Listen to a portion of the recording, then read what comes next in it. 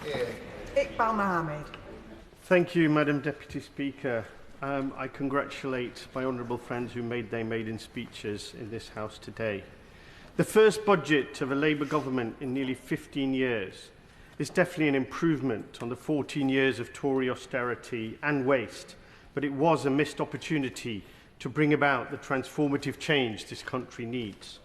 I welcome the increases in the national minimum wage and carers allowance, but it is disappointing that these changes have been accompanied by cuts to social security and disability benefits. I am also grateful for the long overdue investment in hospitals and the NHS. However, the government must guarantee that these resources go into our NHS and not into the pockets of private shareholders. 4.2 million children are growing up in poverty. 250,000 people are homeless. Meanwhile, we are on the brink of an irreversible climate disaster. These crises demand bold solutions. The government could have implemented wealth taxes and closed corporate tax avoidance loopholes to bring about a more equal and sustainable society. Instead, it has chosen to bake in decades of inequality by feigning regret over tough choices it does not have to make. That includes keeping the two-child benefits cap, cutting winter fuel allowance and increasing the bus fare cap by 50%. At the same time, the government has committed to an additional £3 billion on military spending. I echo my right honourable friend from Islington's comments on the link between housing and health. While I welcome the measures to increase funding for housing in the budget, I am concerned that these measures do not nearly go far enough. Real security is when everybody has a decent home, and we will only solve the housing crisis with rent controls and a huge council house building programme. The government will be aware that plans to freeze the local housing allowance will have a detrimental impact on hundreds of thousands of families struggling in temporary housing or facing eviction.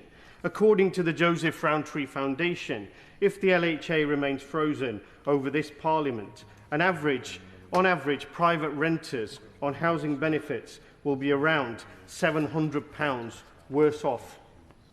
If the government is serious about tackling child poverty and homelessness, it needs to start by ending the freeze of LHA and link housing costs to housing support.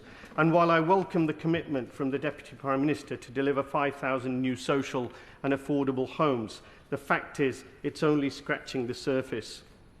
The government proposals in the budget don't nearly go far enough. The situation is simply not sustainable. The ability... The right honourable gentleman give way.